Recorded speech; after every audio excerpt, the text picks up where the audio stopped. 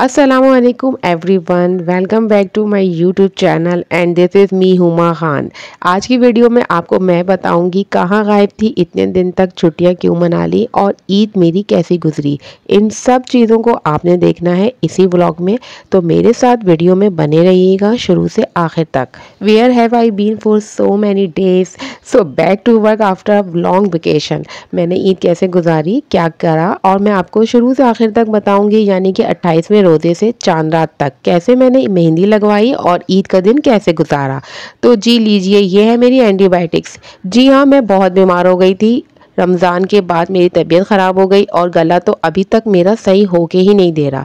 यहाँ से स्टार्ट करते हैं 28वें रोजे से। ये फ्रूट चाट बना रहे हैं हमारे भाई, हमेशा बनाते हैं फ्रूट चाट रमजान का। चलो तो पता चल गया लोगों को इनके भाई। अच्छा भाई, इसको सेंसर कर देंगे, ये फ्रूट चाट बन रही है भाई। लेकिन नजर तो आ रहे हो तुम शलवार कमीज पहने हुए। पता तो चल रहा है ना कि मर्द बना रहा है कोई। ऐसा लगे ये आए बस ये आएंगे। क्या हाथ भी आ रहा है मर्दाना, वो भी नहीं ले सकते हो। भाई क्यों ये सारे समोसे रोज जेंट्स नहीं बनाते? वहाँ पर सब काम मर्द कर रहे होते, वो प्रोफेशनल होते हैं।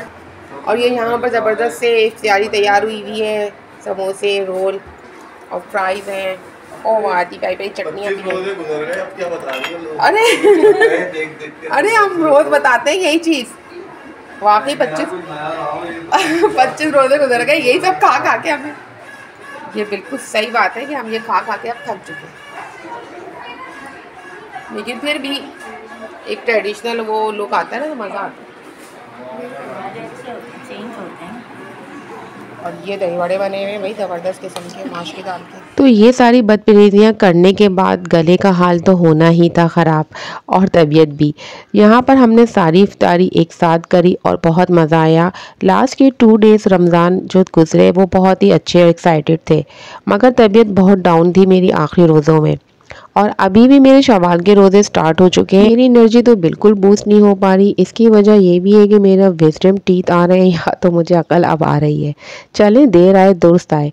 लेकिन मेरी एनर्जी व्यूवर्स की वजह से भी बहुत कम हो रही है, क्योंकि मेरे व्यूज़ इतने कम हो गए रमज़ान में और मेरा काम का दिन ही नहीं जा रहा। आप लोगों के लिए बहुत ही मेहनत से मैंने व्लॉगिंग करी, मार्केट टूर्स भी करे रमज़ान में, लेकिन जितने व्यूज़ मुझे मिलने चाहिए थे वैसे नहीं मिले।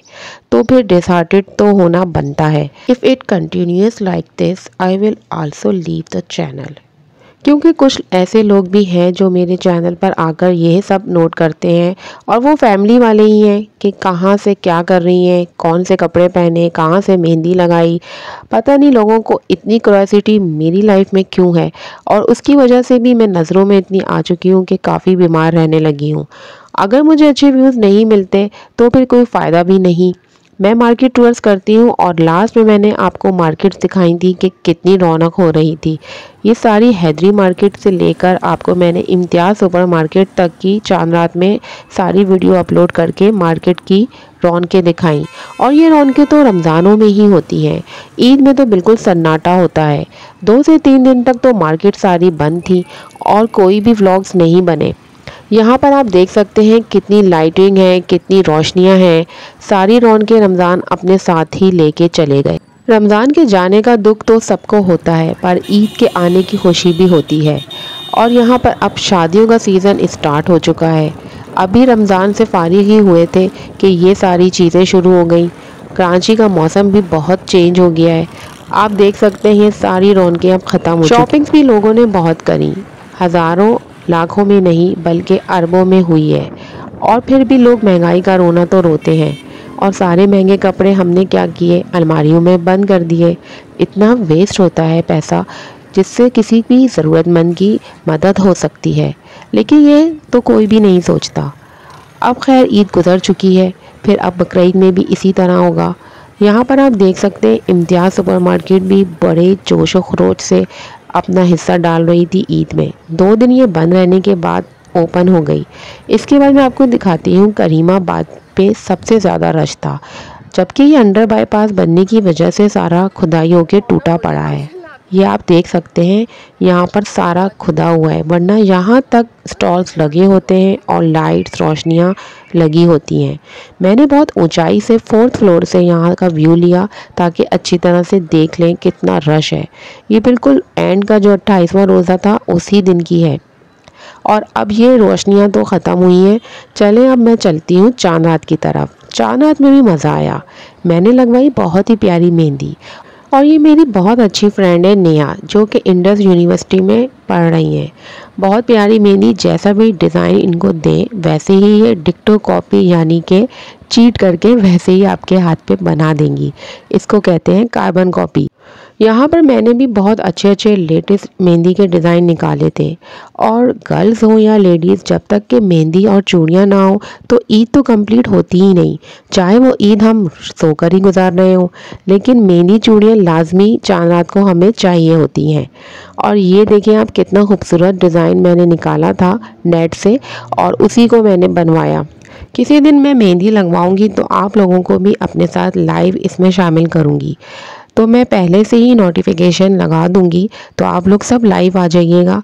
फिर आपको जो भी क्वेश्चंस करने हो मुझसे व्लॉगिंग के या चैनल के बारे में भी कर सकते हैं, या नेहा से अगर आपने मेहंदी की कोई टिप्स लेनी हो तो वो भी आप ले सकते हैं। यहाँ पर मैंने चांद बनवाया था जो स्पेशली चांद रात को रमज़ान के बाद ईद का ख़ास डिज़ाइन है। और ये बहुत ही खूबसूरत कलर मेरे हाथों पे आया था। अब अच्छा रंग आ जाए तो भी लोगों को इससे जेलिसी होती है, पता नहीं लोगों की सोच। अगर कोई खा रहा है अच्छा तो क्यों खा रहा है, और अगर कोई नहीं खा रहा तो वो क्यों नहीं खा रहा, यही लोगों की सोच है। किसी को किसी भी हाल में खुश रहने ही नहीं देते। यहाँ पर मेरे पास काफ़ी नेगेटिव व्यूज़ आए और मुझे काफ़ी अपनी एनर्जी बहुत लो फील हुई। लोगों के रवैयों से भी बहुत डिसहार्टेड हुई। कोई काम कर रहा है तो क्यों करता है, कोई आराम है कर रहा है तो वो क्यों करता है। Such small minded people are all around it. सबके इर्द गिर्द ऐसे लोग होते हैं और उनको डील भी करना पड़ता है। कभी आप डिसहार्टेड होते हैं, कभी आपकी एनर्जी बहुत लो होती है और कभी आप सबको फॉरगेट करके आगे बढ़ते हैं। यही लाइफ है और इसी तरह चलती रहती है। यहाँ पर मैं अपनी चैनल को लेके भी बहुत सेंसिटिव हो रही हूँ। क्यों, मुझे इतनी मेहनत के बाद वो व्यूज़ और वो चीज़ें नहीं मिल रही जो मैं अपने फैमिली सर्कल से हट के अपने चैनल पे ऐसे फ्रेंड्स चाहती हूँ जो अच्छी सोच के हों और पॉजिटिव थिंकिंग रखते हों। इसीलिए मैंने चैनल बनाया। इसका मकसद एक तरफ अर्निंग तो था ही कि आप अपने हालात बेहतर कर सकें, दूसरी तरफ ऐसे लोग भी थे जो आपको अच्छे से गाइड करें, समझ सकें, आपको अप्रिशिएट कर सकें और ऐसे हल्का अहबाब हों जिसमें आप आएँ तो बहुत खुश और अच्छा फील करें, पॉजिटिव थिंकिंग आए और अच्छी वाइब्स आएँ। मेरे पास ऐसे बहुत अच्छे सब्सक्राइबर हैं जो मुझे बहुत अच्छा फीडबैक भी देते हैं और अप्रिशिएट भी करते हैं। चलिए जी, ये बातें तो हो गई, अब ईद मनाते हैं। आज था ईद का दिन और ईद के दिन तो बहुत सारी मिठाइयाँ, स्वीट्स और केक्स चाहिए होते हैं। लेकिन मेरी अम्मी ये सब चीज़ें नहीं खा सकती क्योंकि उनको काफ़ी लंबे टाइम से शुगर है। उनके लिए हमने शुगर फ्री स्वीट्स भी ढूंढी, लेकिन वो भी बहुत स्लाइटली शुगर फ्री तो होती ही नहीं है। और उनको भी कहते हैं कि नहीं यूज़ करें क्योंकि शुगर फ्री के नाम पर वो और ज़्यादा आपको नुकसान देती हैं। इसलिए बेहतर है इन सब चीज़ों को अवॉइड किया जाए। तो बस मैंने तो निम्को वगैरह लिया था अम्मी के लिए, लेकिन यहाँ पे बहुत अच्छे केक्स थे और इतना ज़्यादा बेकरीज़ में रश था कि यूनाइटेड बेकरी पे तो बिल्कुल 20 मिनट का टाइम दिया था वेटिंग पर, और भी बहुत बड़ी बड़ी बेकरीज़ में इतना ही रश था।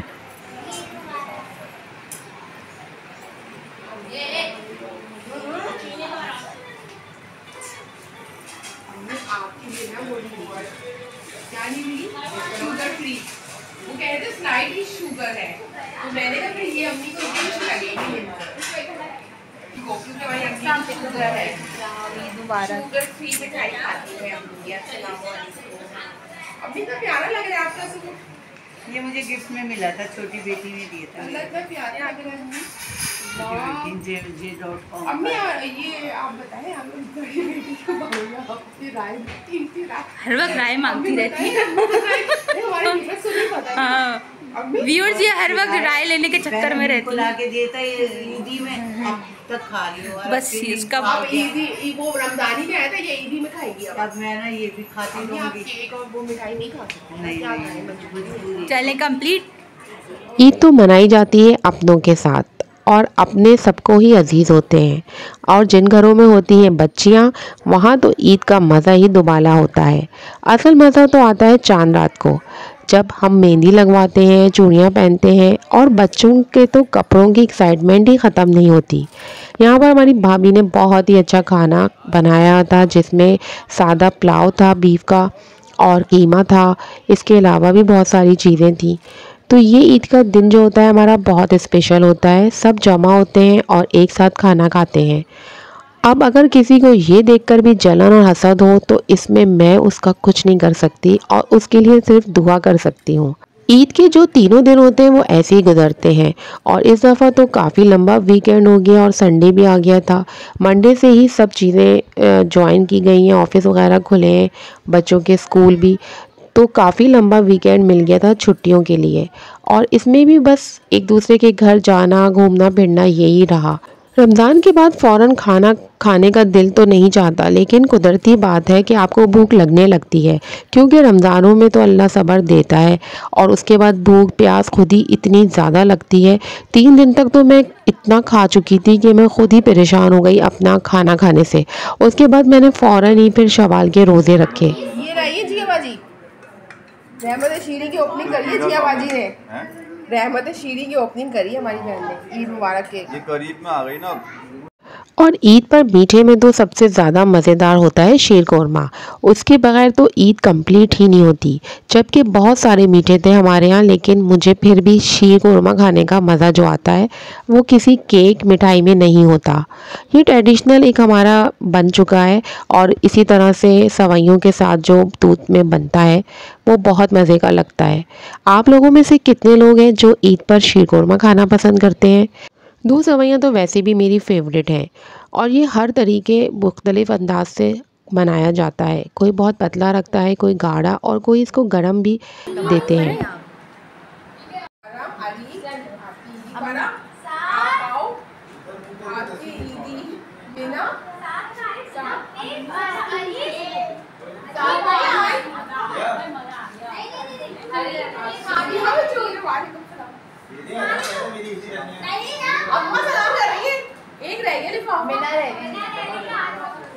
आयशा आयशा को दे दिया। आयशा आयशा प्यारे लग रहे हैं ना ये मेहंदी के डिजाइन। वाओ, ये वाला कितना प्यारा है, ग्लिटर वाली। So beautiful. ये आराम से उतर जाएगी ना? ये आराम से, ये ग्लिटर वाली है, उतर जाएगी ना आराम से? अगर मैं अभी ये तो पन्नी की तरह उतर जाएगी ना। उतर जाएगी। सब बच्चों को ईदी का इतना इंतज़ार होता है, और ईदी से ज़्यादा बच्चियों को ग्लिटर वाले ये स्टिकर बहुत पसंद आ रहे थे। आयमा तुम्हारी ईदी देखो, ये रही ईदी मेरी गुड़िया की। साइकिल पे आई है। मैं और दूँ?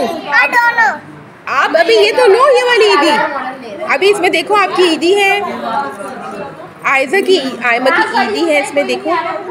आयमा आप साइकिल चला के दिखाओ। साइकिल पे ईदी लेने आई है आयमा मुझसे। आयमा ईदी लेके जाओ। अरे इसके अंदर साइकिल में रख ली इन्होंने अपनी ईदी। वाओ, साइज पहन के दिखाओ, ये साइज सही है? एक मिनट, वो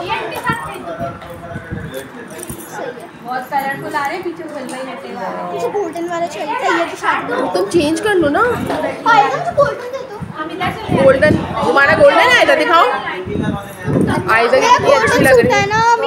ये तो पूरा पहन। अरे इसको तो काटो धागे को। सुनो, इसको काटो जरा धागे को। आयजा हाथ दिखाना। अब तो दिखाओ आपका है। ईद कार्ड्स तो मार्केट में से बिल्कुल ही गायब हो गए हैं, तो बच्चियों ने खुद ही ईद कार्ड बनाए थे, और ये एनवेलप आ गए ईद कार्ड की जगह, और ये स्वीट्स भी बांटी थी। तो कमेंट्स में बताएं आप लोगों के पास कितनी ईदी जमा हुई। इसी के साथ मुझे ले इजाज़त। अल्लाह हाफिज़।